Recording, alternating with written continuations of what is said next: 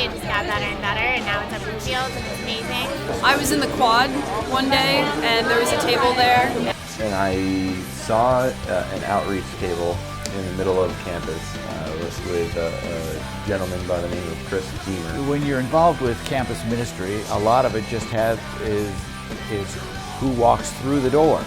And so for most of the time that we've ever done this, we've had an information table out at the very beginning of the year. We put up some publicity.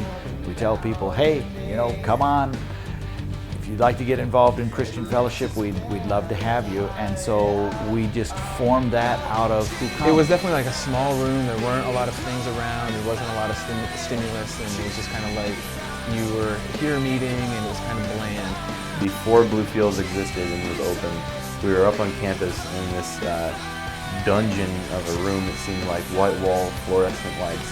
White walls, fluorescent lights, the utility pipes. It was tough for them to find the right place on campus that met a lot of the needs. I lived off campus, so one thing that was a challenge for me was meeting people and getting to know people outside of classes and so on. I was never really into the drinking scene, so there really weren't a huge amount of opportunities for me to meet and hang out with people off campus. I started going to Bluefields first on Saturday nights. For me, it was more the music and hanging out. Like, I could go anywhere and listen to the music, but it was the people who were there. Everyone there is so friendly and it's so easy to fit in. And when I started going, I didn't really know what I was looking for. We had a couple young adults and college students in our church who basically said, what do we do on Friday and Saturday nights? Basically, Oneonta is about 40 bars and a Walmart. The key aspects of Bluefields Cafe is the idea that it is a non-profit organization. What is actually needed in town that does not exist, which is a non-alcoholic venue where people can come and hang out without the feeling that only other people are going to try to pick them up, or you have to basically drink to be involved in that culture or whatever. So we said, let's dream a dream. So we took an old building, we took 100,000-ish and opened up a whole bunch of walls and made a new kitchen and put in a stage and put several different things. Bluefields is more than just here, actually. We take groups of students on mission trips, and we build churches and or schools, and it has usually been in Nicaragua. And of all places, we've been to Bluefields, Nicaragua, 3 or 4 times, and that name just sort of stuck with us. It's been a place that we have a lot of people that we love and care for, and they love and care for us, and we kind of did it in their honor. It was April of 2008 that Bluefields Cafe opened. And it opened with an open mic night on a Saturday night. And since then we've been doing Wednesday night activities down here with a free dinner and Bible study. We have a group for Hartwick people up on Hartwick campus. We have a group for Oneonta State people up on the Suco campus. I wasn't thinking that we would maybe gather everybody here, down at Bluefields. One of the coolest things about the CA meeting is that every week they get to come and have a wonderful homemade meal and eat together and share that. It's not campus food. Yeah, That's for sure. And it's amazing church lady food and church man food too, I guess. Yeah. But it's really good, really excellent. A little before 6 o'clock, people start showing up, but prior to that, the dinner preparation arrives, and so people bring that into the kitchen area, and they're working over there, and so there are conversations between people. The people who come early, some of them like to just hang out and talk. You sit down in the chair, you put the socks on.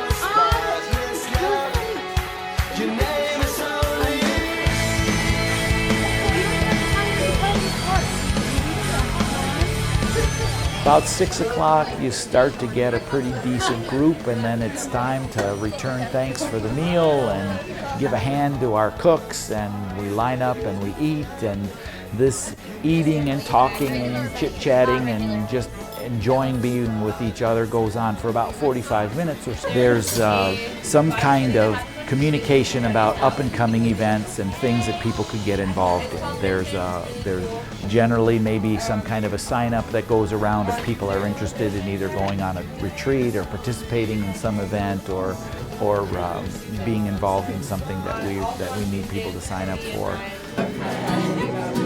I'll help you carry on. 4, 5, it won't be long till I'm gonna need somebody to lean on me when you're not strong.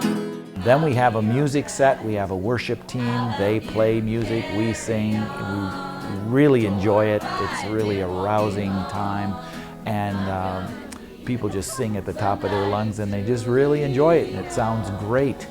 Then we usually have some kind of a address, some kind of a Bible study where one of the students involved in the group will prepare something. Generally we'll help them with it, but they're getting the idea and they're doing the research and they're making the presentation, and they do it. They've been doing a tremendous job for it.